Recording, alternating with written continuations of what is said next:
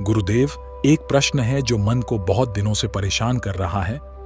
ओम बोला, गुरुदेव, संसार में जो कुछ होता है वो भाग्य के कारण होता है या बुद्धि के कारण? कौन बड़ा है, भाग्य या बुद्धि?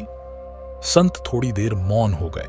उनकी आंखें आसमान की ओर उठ गईं, जैसे किसी अदृश्य सत्य को पकड़ने की कोशिश कर रहे हों। फिर मुस्कुराते हुए बोले, तुम्हारा प्रश्न बड़ा ही गूढ़ है ओम, और इसका उत्तर केवल शास्त्रों से नहीं बल्कि एक प्राचीन घटना से मिलेगा। ओम ने सिर झुकाया। कृपया बताइए गुरुदेव, मैं ध्यान से सुनूंगा। संत ने आंखें बंद की और जैसे वक्त की नदी में गोता लगा दिया। धीरे धीरे बोले, बहुत समय पहले की बात है। ब्रह्मा जी का दिव्य दरबार सजा था।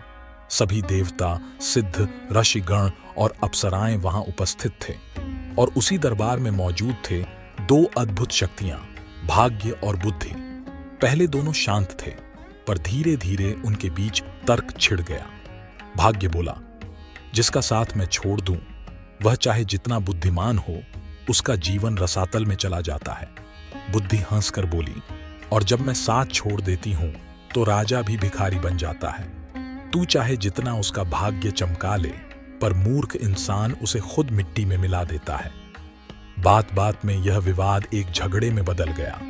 ब्रह्मलोक गूंज उठा, मैं बड़ा हूं, नहीं, मैं श्रेष्ठ हूं।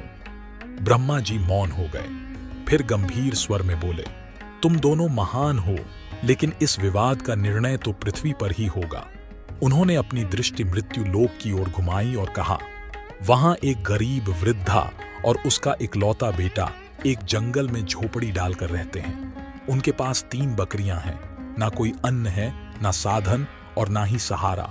अब तुम दोनों इस युवक पर अपनी शक्ति आजमाओ। जो उसे सम्राट बना दे वही वास्तव में श्रेष्ठ कहलाएगा। ओम की आंखें आश्चर्य से भर गईं। फिर क्या हुआ गुरुदेव? किसने उसे सम्राट बनाया? संत राघव मुस्कुराए और बोले, वहीं से शुरू होती है इस प्रश्न की असली परीक्षा। भाग्य ने चाल चली और बुद्धि ने उसके बिना चलने से मना कर दिया। क्या हुआ आगे, यह सुनने को तैयार हो ओम? ओम ने सिर झुकाकर कहा, हां गुरुदेव, अब मैं इस कथा को अंत तक जानना चाहता हूं। संत बोले, तो सुनो वत्स, अब शुरू होती है उस चरवाहे की कथा जो सिर्फ भाग्य के भरोसे सम्राट बनने चला था। संत राघव बाबा ने गहरी सांस ली और बोले, वत्स ओम, ब्रह्मा जी के आदेश के बाद सबसे पहले भाग्य ने पहल की। भाग्य ने मुस्कुराकर कहा, हे ब्रह्मदेव, अब देखिए, मैं इस गरीब युवक को राजा नहीं, सम्राट बना दूंगा। यह सुनकर बुद्धि बोली, ठीक है, लेकिन मैं अपना साथ इस युवक से अभी छोड़ रही हूं। बिना मेरी सहायता के भाग्य चाहे जितनी चालें चल ले, ये लड़का अपनी बकरियों से भी हाथ धो बैठेगा। और यह कहकर बुद्धि वहां से विदा हो गई। भाग्य बोला, तो अब मैदान सिर्फ मेरा है। गुरुदेव ने आगे बताया, धरती पर वह गरीब युवक जो अपनी मां के साथ जंगल के किनारे एक टूटी झोपड़ी में रहता था, दिन भर अपनी 3 बकरियों को जंगल में चराने ले जाता और पेड़ पत्ते काट कर लाता। बुद्धि के साथ छोड़ते ही उसका व्यवहार बदल गया। वह अब बातें भूलने लगा, दिशा का अनुमान नहीं कर पाता था। वह गूंगे से उत्तर देता और कभी कभी बकरियों से बातें करने लगता। भाग्य ने उसकी सहायता करनी शुरू की। उसने रास्ते में एक जोड़ी सोने के जूते रख दिए। वह युवक उन्हें पहचान नहीं पाया। उसे सिर्फ जूते चाहिए थे, कांटे चुभते थे ना। उसने वो सोने के जूते पहन लिए और सोचने लगा, चलो कांटे नहीं चुभेंगे, अब आराम रहेगा। गुरुदेव रुके और बोले, ओम सोचो, जिसको सोने के जूतों की कीमत ही नहीं मालूम, क्या वह राजा बन सकता है?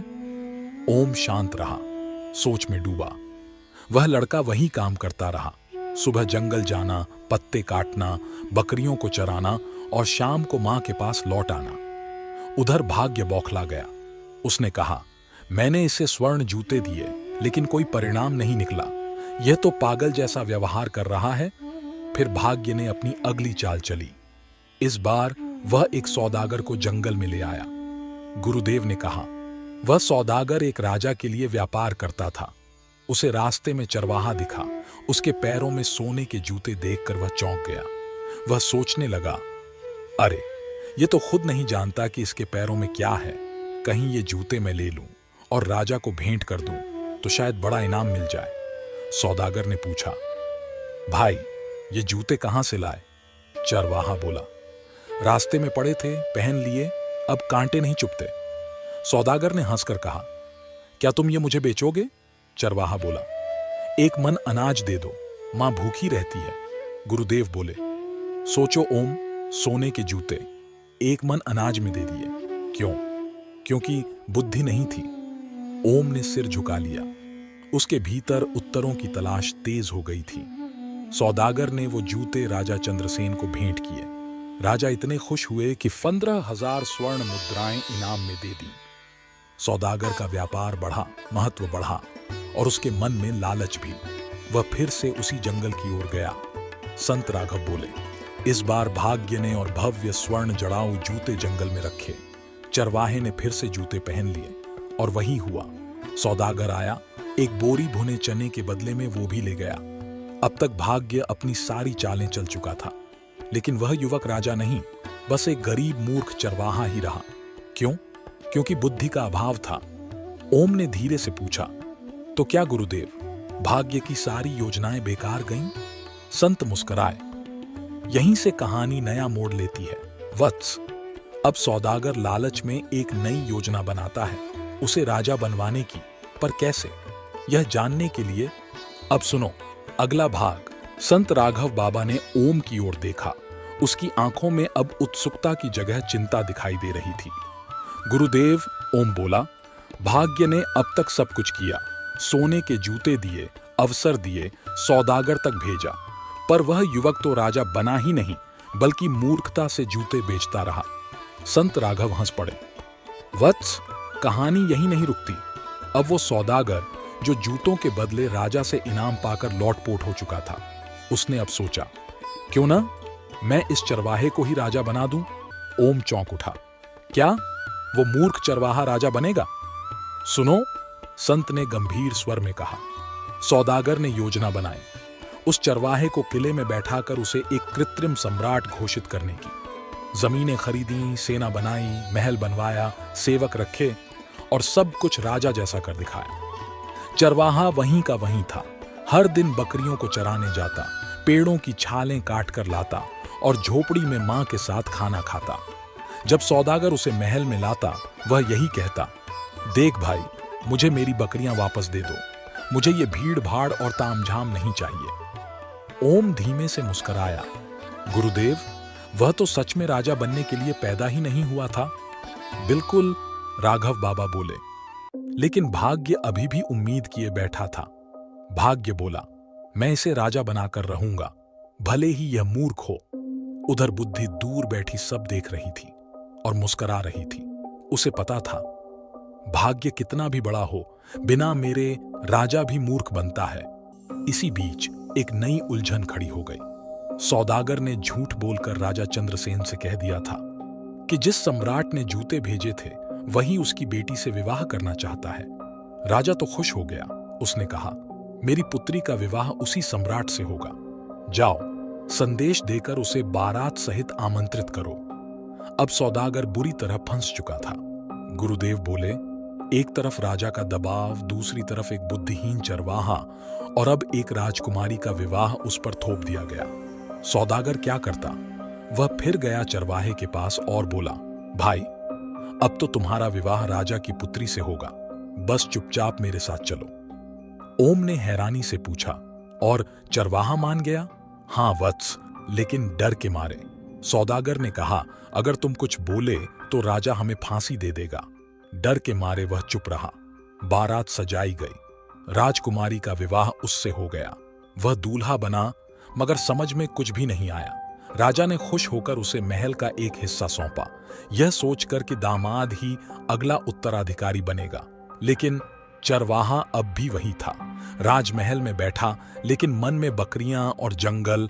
और फिर बुद्धि मुस्कुराई, क्योंकि अंतिम अध्याय अभी बाकी था। ओम अब पूरी तरह चुप था। मन में उथल पुथल, जिज्ञासा और बेचैनी, सब कुछ एक साथ। संत राघव बोले, राजकुमारी पहली रात खाने की थाली लेकर सज धज कर आई। वो इतनी सुंदर थी कि देवताओं की अप्सराएं भी शर्मा जाएं। लेकिन चरवाहा उसे देखकर कांप गया। उसने सोचा, यह कोई राक्षसी है जो मुझे खाने आई है। उसने अपनी दादी की बचपन में सुनाई कहानी याद कर ली, जहां सुंदर रूप धारण कर राक्षसी लोगों को खा जाती थी। डर के मारे वो राजकुमारी को धक्का देकर भाग गया, सीधे भागता हुआ नदी में कूद गया। संत राघव बोले, यहीं से कहानी करवट लेती है। अब राजमहल हिल उठा, राजा आग बबूला हो गया। चरवाहे को पकड़कर कारागार में डाल दिया गया। अगली सुबह मृत्युदंड सुनाया गया। भाग्य रो पड़ा। उसने कहा, मैंने इसका साथ दिया, इसे महल में पहुंचाया, राजकुमारी से विवाह भी करवा दिया, लेकिन अब ये मरने वाला है। तभी बुद्धि ने धीरे से कहा, अब मेरी बारी है। संत राघव बाबा ने गहरी सांस ली।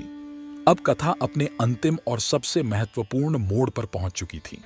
शिष्य ओम की आंखें डबडबा गई थीं। उसने जो सुना वह न केवल ज्ञान था, बल्कि जीवन की गहराई थी।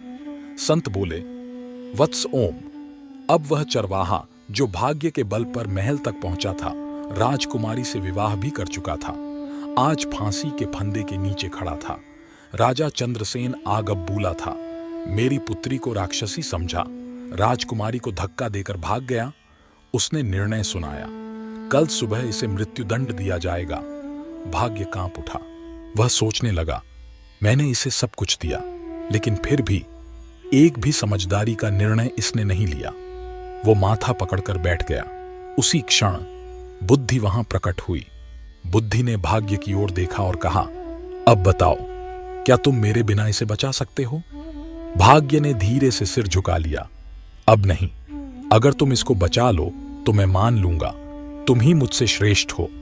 बुद्धि मुस्कराई और चरवाहा, जो अब तक सिर्फ एक शरीर था, उसमें बुद्धि का प्रकाश प्रवेश कर गया।